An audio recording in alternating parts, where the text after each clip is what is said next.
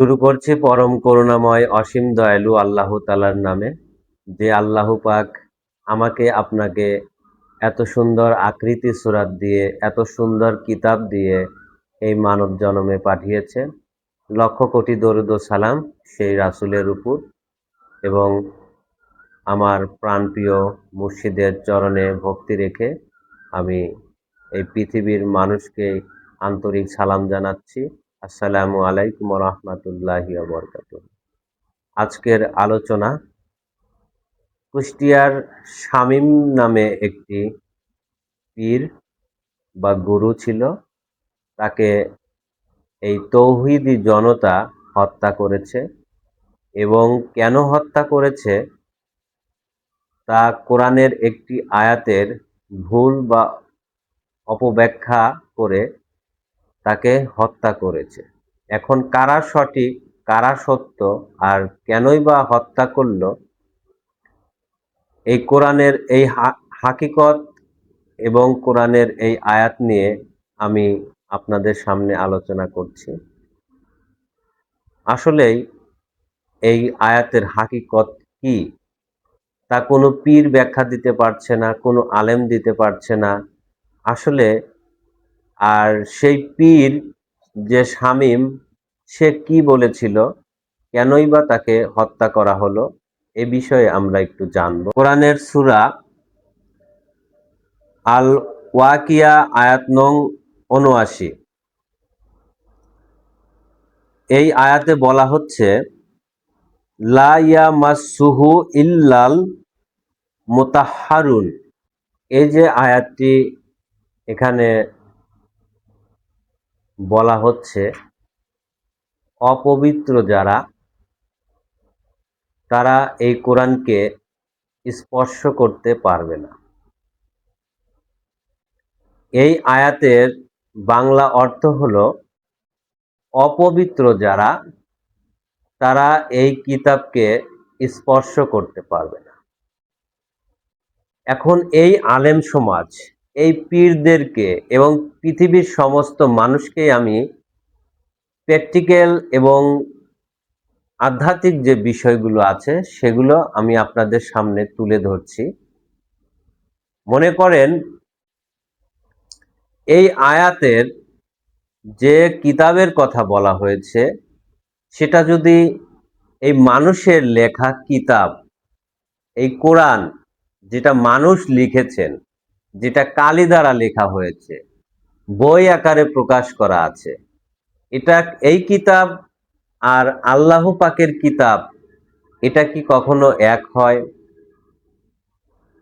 এর আরো একটা সত্য রয়েছে, যেমন আল্লাহর ঘর এই মানব দেহ, যা প্রমাণ করে আল কোরআন। আমি আদমকে আমার স্বীয় আত্মা থেকে ফুৎকারে জীবন দান করলাম বা আত্মা দিলাম। আল্লাহ নিজেই সেই আদম ভাণ্ডের ভিতর লুকালো। তাহলে আল্লাহর ঘর এই মানুষ। কোরআনে আরো অসংখ্য আয়াত আছে, আমি মানুষের অন্তরে অন্তরায় হয়ে থাকি। তাহলে আল্লাহ মানুষের অন্তরে থাকে। আল্লাহ এমন কোন কোরআনে আয়াত নেই যেখানে বলেছে আমি মসজিদে থাকি, মন্দিরে থাকি, গির্জায় থাকি। এই আলেম সমাজরা ভুল অপব্যাখ্যা করে বলেছে আল্লাহর ঘর মসজিদ, কিন্তু কোরআনে কোথাও নেই যে আল্লাহর ঘর মসজিদ। কোরআনে বলা আছে এই মানব দেহ, এই ঘরের ভিতরে আল্লাহ তাআলা বাস করে, অসংখ্য আয়াতে বলা আছে। তাহলে এই যে মানুষের লেখা যে কিতাব, যেটাকে কোরআন বলছেন, সেই কিতাব আর আল্লাহর কিতাব কখনো এক নয়। আল্লাহর কিতাব স্পর্শ তারাই করতে পারে যারা সেই পবিত্র জীবনকে ধারণা করেছে, চেতনা এনেছে, তারা সেই আল্লাহর কিতাবকে স্পর্শ করতে পারে। ওইটা কোনো শয়তান করতে পারে না, ইবলিস সেই কিতাবকে স্পর্শ করতে পারে না। যেমন মানুষরূপী জিন শয়তান যারা, যারা অন্যায় অপরাধ মিথ্যা কুমন্ত্রণা দেয়, এরা কখনোই সেই আল্লাহ পাকের যে কিতাব, হাকিকতের যে কিতাব, যেটাকে মানব কিতাব বলা হয়, যেটাকে পরিপূর্ণ আত্মা বলা হয়, সেই কিতাবকে তারা কখনোই স্পর্শ করতে পারে না, অনুধাবনে আনতে পারে না। সে এই আয়াতে আল্লাহ পাক সেই কিতাবের কথাই বলেছে। এখানে মানুষের লেখা কিতাব, মানুষের লেখা কালি, এই কিতাব আর এই কোরআনের কথা ওই আয়াতে কখনোই বলে নাই। কারণ হলো, মানুষের লেখা যে কিতাব, যে কোরআন, এটি সবাই স্পর্শ করতে পারে। তা পবিত্র অবস্থায়, তা অপবিত্র অবস্থায়, তা ভালো মানুষ, তা খারাপ মানুষ, যা মিথ্যাবাদী, অন্যায়কারী, অপরাধী, সবাই এটা স্পর্শ করতে পারে, ধরতে পারে, পড়তে পারে। কিন্তু আল্লাহ পাকের যে কিতাব, সেটা কোন মানুষ পড়তে পারে? এই যে মানব দেহ, এই দেহ সম্পর্কে কে বলতে পারে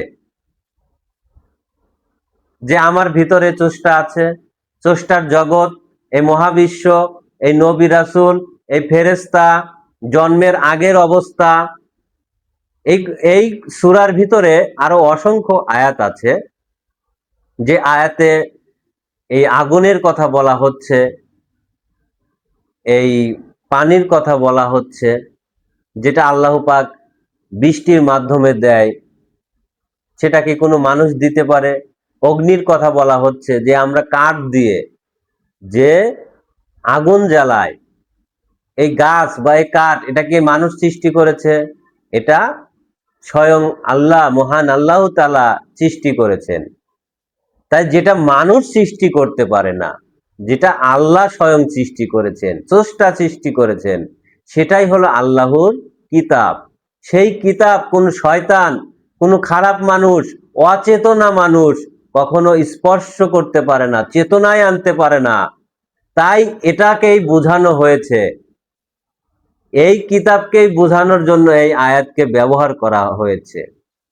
কিন্তু এই মোল্লারা, এই আলেম সমাজ, হয়তো সেই পীর বা সেই গুরু, তিনি হয়তো যেভাবে বুঝিয়েছেন, হয়তো এই আলেম সমাজ সেটা হয়তো মেনে নিতে পারেনি। কারণ তারা তো দুনিয়ার শিক্ষায় শিক্ষিত, দীক্ষিত। তারা কিভাবে এই আধ্যাত্মিক বিষয়গুলো বুঝবে? আর যে গুরু বলেছে, সেও কি সঠিক আধ্যাত্মিক জানে কিনা আমার সন্দেহ রয়েছে। এবং এটা নিয়ে অনেক গুরু, অনেক পীর গবেষণা করছে, এটার তার পক্ষপাতিত্ব করে বলছে, তারাও যে সত্য বলছে এটাও মিথ্যা কথা। কারণ অনেক পীর দেখলাম নবীর বংশধরের কথা বলছে, আলিফ লাম মিমের কথা বলছে। হ্যাঁ, নবীর বংশধর, এই দুনিয়াগত কোনো পরিচয় ধর্মের সাথে কখনো আনবেন না। দুনিয়ার সাবজেক্ট আলাদা, ধর্মীয় বিষয়টা আলাদা, আধ্যাত্মিক বিষয়টা আলাদা।